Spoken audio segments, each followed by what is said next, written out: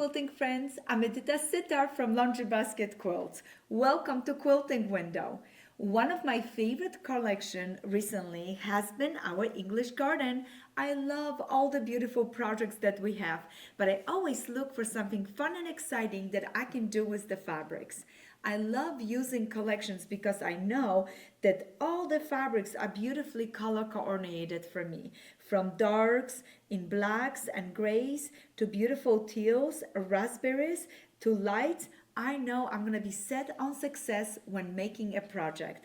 And we had so many beautiful projects with English Garden, like the quilt right behind me called English Garden, and it is so much fun to make. This quilt is so simple because all of this is already pre-printed for you, so you do not have to do 6-point stars or low hexagons. Yes, you just cut your pre-printed fabric and sew it together. Another fun pattern was Dallas pattern, then birdcage and bluebells. All of those patterns are available on our website. We have some larger patterns like Alaska English Garden, and we have a pre-cut kit for this one. So go to Laundry Basket Quilts and find your favorite kit and favorite project. Tahoe English Garden is so beautiful. The star just glows. And then we have two MOA, the Super Bloom English Garden and California English Garden. Like I said, all those projects are available on our website. But today, I want to play with you with this collection and show you a patterns that I love to use because those patterns are perfect for beautiful fabrics and give me a really nice array of color. I love using patterns like Ocean Tide, Color Wave, or Wildflower. Notice all those patterns have just squares going up and down and creating a beautiful design. Today, I'm gonna show you, I'm working on a smaller project for my table, a little table runner, and I'm gonna be starting up with the English Garden fabrics. For a smaller project, you can use fabrics like Fat 8 bundles, that's really nice bundle, or you maybe wanna use a layer cake that gives you still enough beautiful colors. Some of the fabric maybe you're not gonna have enough, but there are multiple colors, so that way you can use two different fabric but the same color to give that little shading of the colors down. Jelly rolls are already pre-cut for you, and I love this because you could just get a jelly roll and start playing and creating a beautiful project with squares sliding down. I'm gonna show you my project, and I'm using small pieces because I'm limited here in a space, but most likely I would have been cutting from my Fat 8, and I would have been cutting 1.5 by 20.5 inches long strips to give myself a nice enough room to make smaller section. But I start by cutting strips and then I organize them in a nice color arrangement. I'm looking for clues. When I have a dark fabric with beige, the next one would be the beige. Then I love to put a light. The light is so important in creating a wave of color. Notice it in this quilt called Ocean Tide. This one, how the light just waves it, and I'm gonna show you a little trick with this one because instead of the same size, I used a bigger strip to give even more light color to my quilt. So, but for now, I'm start lining my fabrics, going for yellow, looking for the clues, so one fabric matches with the other. You're gonna ask me why I'm not using exactly the color arrangement that it's in the jelly roll or Fat 8s or Fat quarters. Yes, you can do that, but I like to create my own mix and match color combinations, and with those color combinations I get to enjoy all of the fabrics and create something new and exciting. Now I went for the dark, add a little beige to it, then step right into the blues, and I could be going like this over and over, lining up strips. Depends how wide you want your table runner. So for example, I have 1, 2, 3, 4, 5, 6, 7, 8, 9, 10, 11, 12, 13 beautiful pieces. So my table runner, when it's finished, is going to be 13 inches wide, okay? 13 inches wide. Look at this, how cute it is. Now, I told you, I'm going to show you how I add a little bit more light by giving a bigger piece to my set. So for example, the recipe for this one is, if the strips are 1.5 width and I want to add to it, I'm gonna double on that. So that means finished size would be 1 inch times 2 is 2 inches plus 1/2 inch for seam allowance. And I have this beautiful light, so I'm thinking, oh, I could be adding this right maybe here to give a little bit extra light color to it. And that's what I like to do.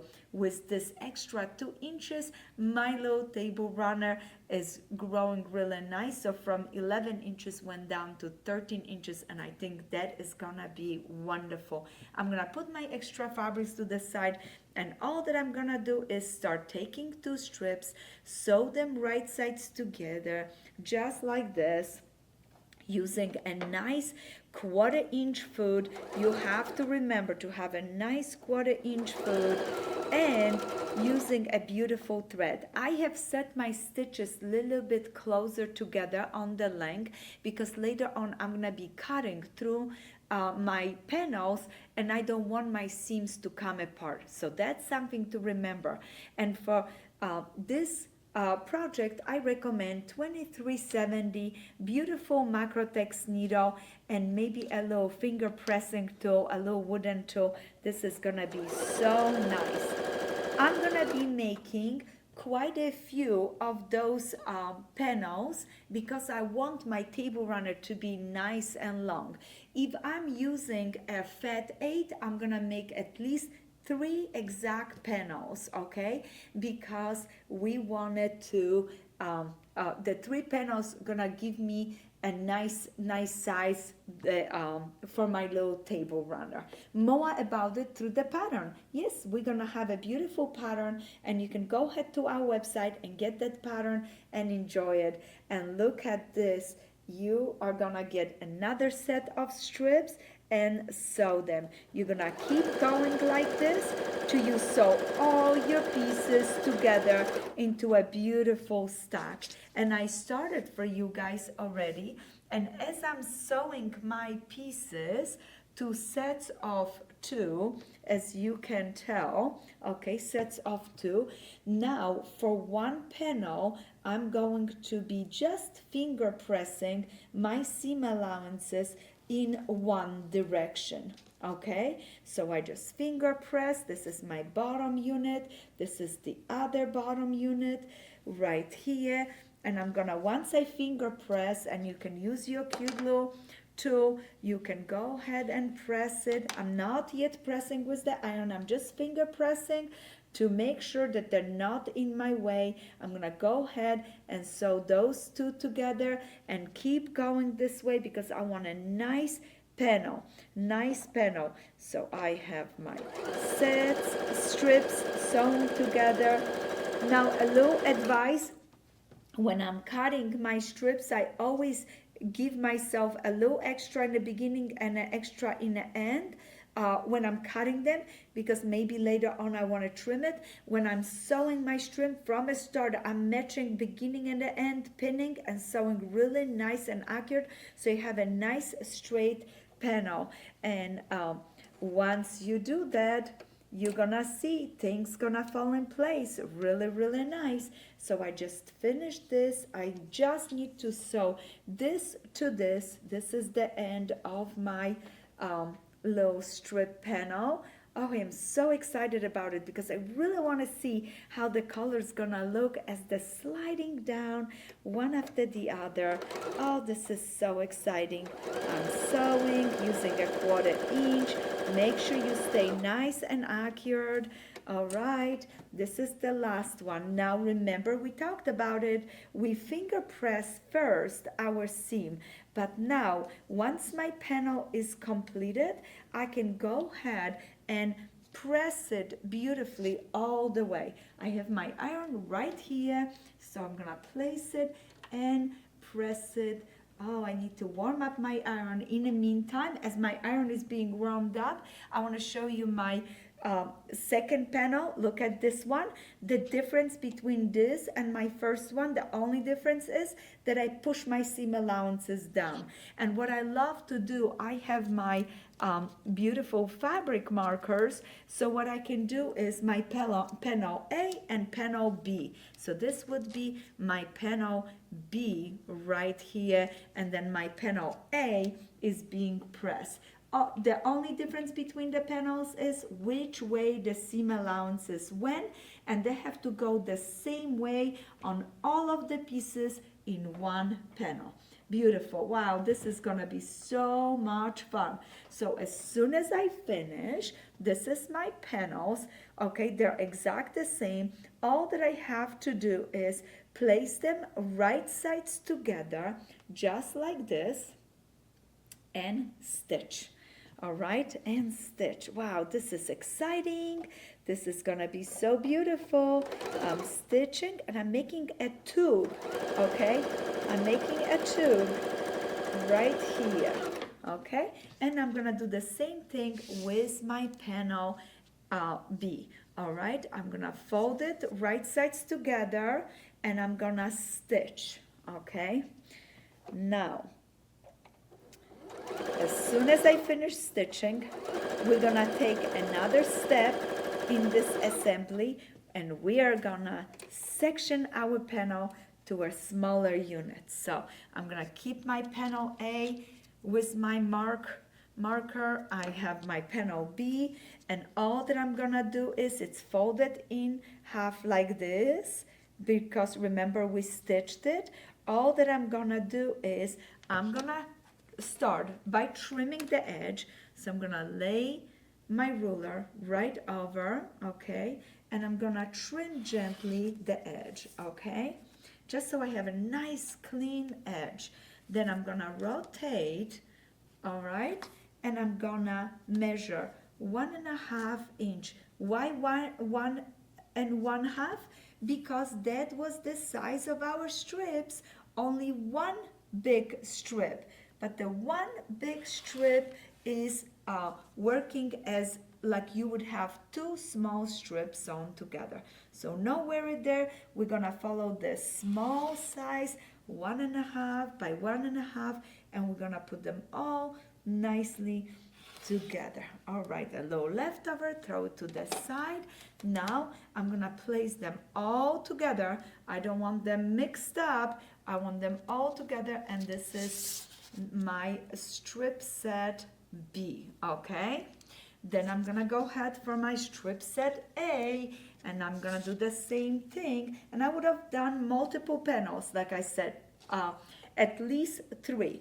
When you do 3, you can do half one way, half the other. What you would have to do is press one panel one way, the other panel the other way, and the third panel, you cut it in half. Half of it you press one way and the other half the other way, because you want to constantly think about alternating your seams back and forth so you can have a beautiful, beautiful project. So I'm lighting my panel A, and right there I'm going to trim it.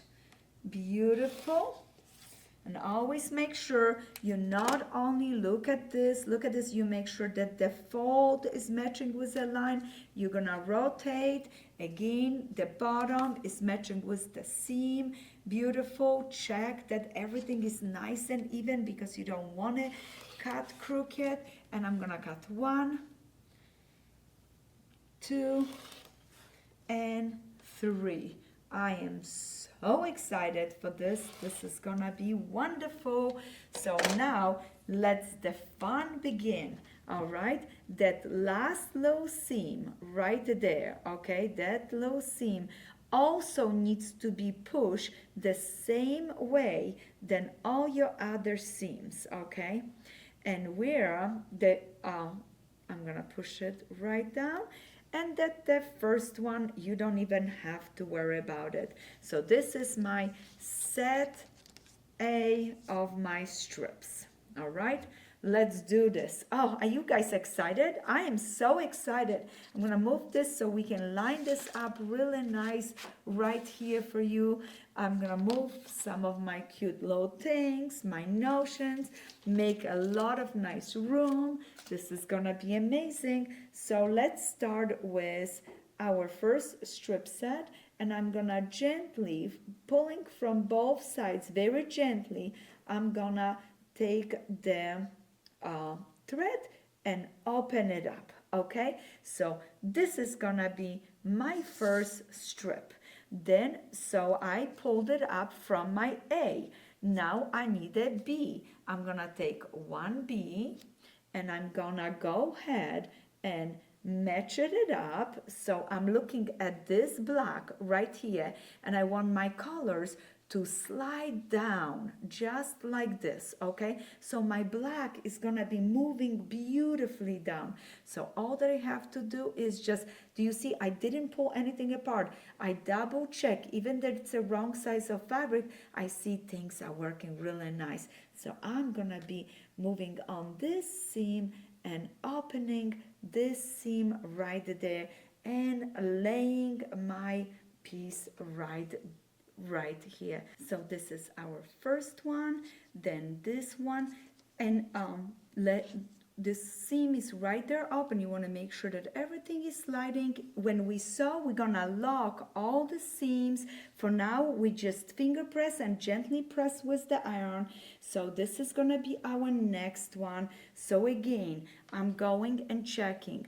It's right here that I have to open it up. This is the seam, so I'm gonna gently open up the seam and lay this piece down. All right, lay this piece down.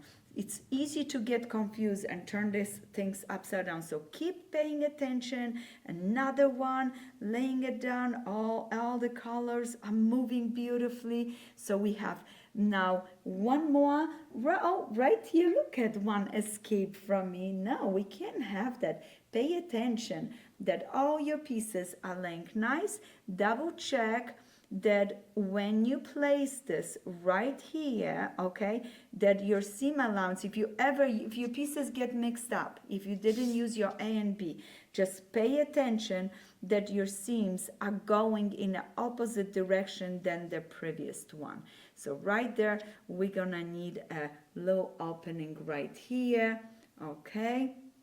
And this is what you're going to do. This is how you position the pieces, and they're moving nicely, sliding down, and all that we're gonna have to do is later on sew them together. So let's check. I need one that the seams are going up. Perfect. Look at this. I'm gonna match.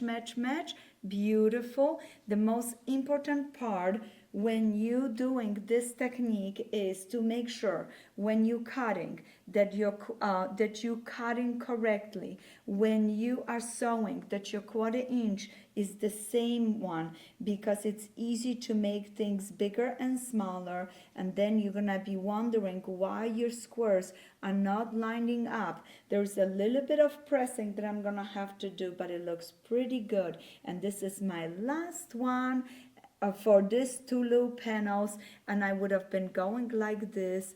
And let me see, purple, this all right here. Wonderful. Open it up, and I have my next colors lining up so nice. And notice how nice this light looks right there, shifting it much more because it's a wider strip, but I still kept it the same width, so everything would work great. All right, I'm gonna move those gently to the side and just focus on my first 2, because and keeping them all in order, and I'm gonna go ahead and sew it. And how do you sew? You're gonna place the pieces right sides together, lock and pin every single seam, and I love using my patchwork pins and pin them gently, and then sew, and in no time, you have to match it. The fabric may be a little stretched, pulling and pushing, or anything that wasn't accurate, but now I can put those together and everything is coming together so nice. I'm gonna have a lot of pinning to do, but that's okay.